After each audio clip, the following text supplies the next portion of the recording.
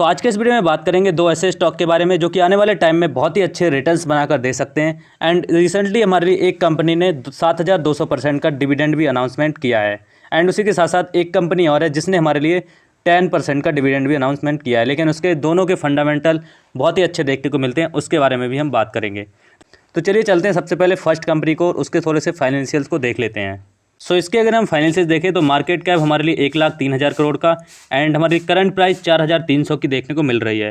Stock P देखेंगे तो 56 का, बुक वैल्यू 84 की एंड डिविडेंड यील्ड देखेंगे तो 1.67% की देखने को मिल रही है। रिटर्न ऑन कैपिटल एम्प्लॉयड देखेंगे 41% का, रिटर्न ऑन इक्विटी देखेंगे तो 49% का, फेस वैल्यू हमारे लिए 1 की देखने को मिल रही है। कंपनी के अगर प्रॉज एंड कॉन्स को देखेंगे, सबसे पहले प्रॉज को देख लेते हैं। फर्स्ट पॉइंट हमारी ये देखने को मिल रहा है जो लास्ट 3 साल से रिटर्न एंड इक्विटी है वो 42% से ग्रो होते हुए देखने को मिल रही है। तो बहुत ही अच्छे रिटर्न्स कंपनी लास्ट 3 साल से दे रही है। उसी के साथ साथ हेल्थी डिविडेंड पे आउट भी देती है जो कि 118% का देखने को मिल रहा है। एंड बात करें अगर कॉन्स की तो कॉन्स दो ही हमारे लिए देखने को मिल रहे हैं। फर्स्ट तो ये है कि बुक वैल्यू जो है हमारे लिए वो प्राइस से 50 टाइम्स ज़्यादा ट्रेड होते हुए देखने को मिल रही है, यानी कि प्राइस ज़्यादा है लेकिन बुक वैल्यू हमारे लिए कम देखने को मिल रही है। सेकंड अगर कॉन्स को देखें तो जो सेल्स ग्रोथ है वो 9.32% से ग्रो होते हुए देखने को मिल रही है लास्ट 5 साल में, यानी कि थोड़ी सी पुअर हमारे लिए देखने को मिल रही है सेल्स ग्रोथ। एंड इसके बाद देख लेते हैं पीएनएल देखेंगे तो मार्च 2021 में जो सेल्स देखने को मिल रही थी 13,136 करोड़ की, मार्च 2022 में 14,136 एंड टीडीएम बेसिस पे 15,828 करोड़ की देखने को मिल रही है। उसी हिसाब में एक्सपेंसेस भी 10,000, इसके बाद 11, इसके बाद 13,000 के देखने को मिल रहे हैं एक्सपेंसेस। इसके बाद देखेंगे अगर ऑपरेटिंग प्रॉफिट, तो ऑपरेटिंग प्रॉफिट जो निकल के आता है मार्च 2021 में 2,500 करोड़ का, मार्च 2022 में 2,201 करोड़ का, टीडीएम बेसिस पे देखेंगे तो 2,580 करोड़ का देखने को मिल रहा है। यानी कि हमारे लिए ग्रोथ जो है थोड़ी सी स्लो देखने को मिल रही है, लेकिन कंसिस्टेंटली ग्रोथ तो देखने को मिल रही है। एंड उसी के साथ साथ देखेंगे ऑपरेटिंग प्रॉफिट मार्जिन भी हमारे लिए घटते हुए देखने को मिले हैं लास्ट 2 ईयर्स से। मार्च 2021 में 90% के थे, 2022 में 16 हुए एंड टीडीएम बेसिस पे फ्लैट देखने को मिल रहे हैं अगर 2022 से देखें तब। चलिए इसके बाद देख लेते हैं नेट प्रॉफिट देखेंगे 2021 में 1,851 करोड़, 2022 में 1,516 करोड़ एंड अभी टीटीएम बेसिस पे 2,137 करोड़ का देखने को मिल रहा है। 2021 में तो 1,851 करोड़ थे, लेकिन 2022 में डिप आते हुए देखने को मिली तकरीबन हमारे लिए 300 करोड़ की। अगर हम देखेंगे कर्जा बोरिंग्स देखेंगे तो बोरिंग्स हमारे लिए 2021 में 2,122, इसके बाद मार्च 2022 में 2,481, सितंबर 2022 में 3,000 करोड़ का देखने को मिल रहा है। यानी कि हमारे लिए कर्जा थोड़ा सा बढ़ते हुए देखने को मिल रहा है। रिजर्व्स अगर देखेंगे तो 3,524 करोड़ के एंड 2,534, इसके बाद 2,017 करोड़ के देखने को मिल रहे हैं रिजर्व्स। तो ऑलमोस्ट कह सकते हो हमारे लिए फ्लैट ही देखने को मिल रहा है। जितना हमारे लिए बोरिंग्स है उससे रिजर्व्स जो है थोड़ा सा हमारे लिए ज़्यादा देखने को मिल रहा है। लेकिन कंपनी की बात करें तो कंपनी बहुत ही स्ट्रांग देखने को मिलती है, जिसने हमारे लिए बहुत ही अच्छे रिटर्न बना के दिए हैं। और कंपनी का मार्केट कैप तो आपने देखा 1,03,000 करोड़ का है। लार्ज कैप सेक्टर की कंपनी है तो आने वाले टाइम में बहुत अच्छे रिटर्न्स बनाकर दे सकती है। इसके बाद अगर देखें शेयर होल्डिंग पैटर्न, तो जो प्रमोटर की होल्डिंग है वो 50% की है, एफआईआईज की देखें तो 18%, डीआईज की देखें तो 15%, पब्लिक की देखें तो 15%। उसी के साथ साथ एक चीज़ आप और भी नोटिस कर सकते हो, जो एफआईआईज ने सितंबर 2022 में 70% थी, एफआईआईज ने भी अपना स्टेक बढ़ाया है, लेकिन डीआईज ने थोड़ा सा ट्रिम किया है, पब्लिक ने हमारे लिए थोड़ा सा ट्रिम किया है, लेकिन वो हमारे लिए सारा जो जाते हुए देखने को मिल रहा है वो एफआईआईज ने खरीदते हुए देखने को मिले हैं।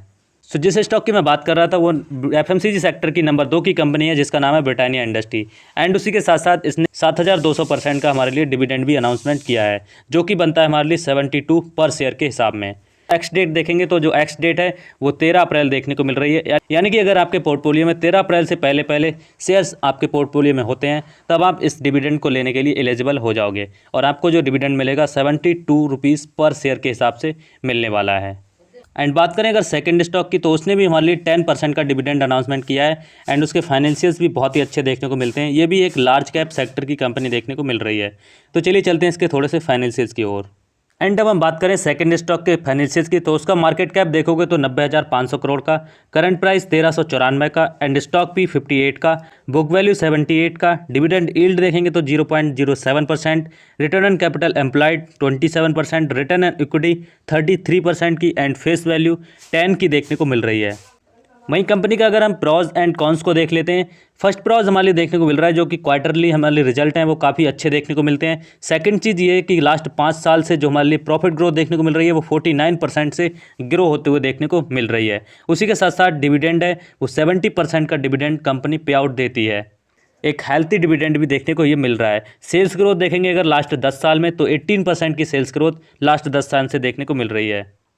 अगर बात करें इसके कुछ कॉन्स की, कुछ नेगेटिव पॉइंट की, तो जो हमारे लिए बुक वैल्यू है वो 70 टाइम्स प्राइस उस पर ट्रेड करते हुए देखने को मिल रहा है। यानी कि बुक वैल्यू हमारे लिए कम, लेकिन उसका जो प्राइस है वो 70 टाइम्स ज़्यादा ट्रेड होते हुए देखने को मिल रहा है।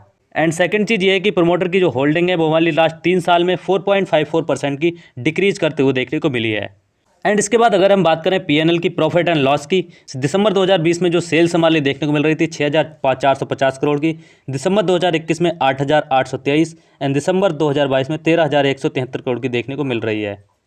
वहीं इसी के साथ साथ ऑपरेटिंग प्रॉफिट को देखेंगे तो दिसंबर 2020 में 1215, 1600, इसके बाद 2863 की देखने को मिल रही है। यानी कि कंसिस्टेंटली हमारी लास्ट 3 साल से ग्रो होते हुए देखने को मिल रही है ऑपरेटिंग प्रॉफिट। दिसंबर 2020 में 19% के प्रॉफिट मार्जिन थे, इसके बाद 90, इसके बाद अभी हमारे लिए 2022 में 22% से ग्रो होते हुए देखने को मिले हैं ऑपरेटिंग प्रॉफिट मार्जिन।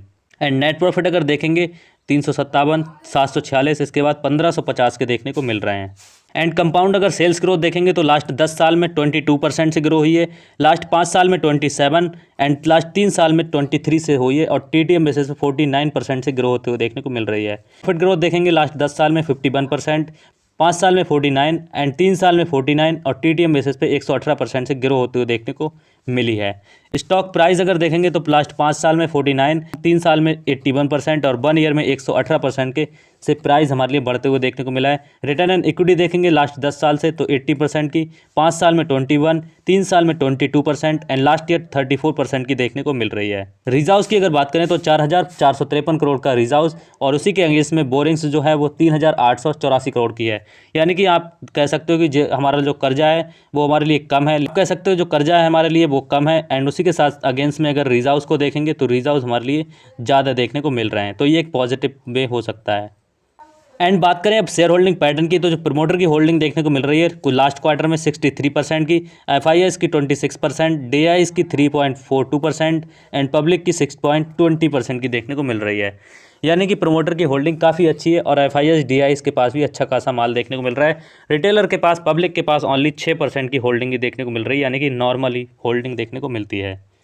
सो जिस स्टॉक की मैं बात कर रहा था उसका नाम है वरुण बेवरेजेस लिमिटेड, जो कि हमारे लिए FMCG सेक्टर में बहुत ही अच्छा नॉर्मल नंबर रखती है और लार्ज कैप सेक्टर की कंपनी देखने को मिलती है। एंड इसी ने भी हमारे लिए रिसेंटली 10% का डिविडेंड भी अनाउंसमेंट किया है, जिसकी एक्स डेट देखेंगे तो हमारे लिए 13 अप्रैल देखने को मिलती है। यानी कि अगर आपके पोर्टफोलियो में 13 अप्रैल से पहले शेयर्स होते हैं तब आपको ये डिविडेंड मिल सकता है, जो कि हमारे लिए बनता है 1 रुपीज़ पर शेयर। सेकंड कंपनी मैंने आपको बताई दी है जो हमारे लिए 72% का उसने डिविडेंड अनाउंसमेंट किया, जिसका नाम है ब्रिटानिया इंडस्ट्री। तो दोनों कंपनी बहुत ही अच्छी देखने को मिलती हैं, आने वाले फ्यूचर में बहुत ही अच्छे रिटर्न्स भी बनाकर दे सकती हैं। उसी के साथ साथ ब्रिटानिया तो हमारे लिए डिविडेंड भी बहुत अच्छा देती है। सो ऐसी क्वालिटी स्टॉक को जानने के लिए चैनल को सब्सक्राइब और बेल आइकन को हिट जरूर करिएगा। मिलते हैं नेक्स्ट वीडियो में, तब तक के लिए देन गुड बाय।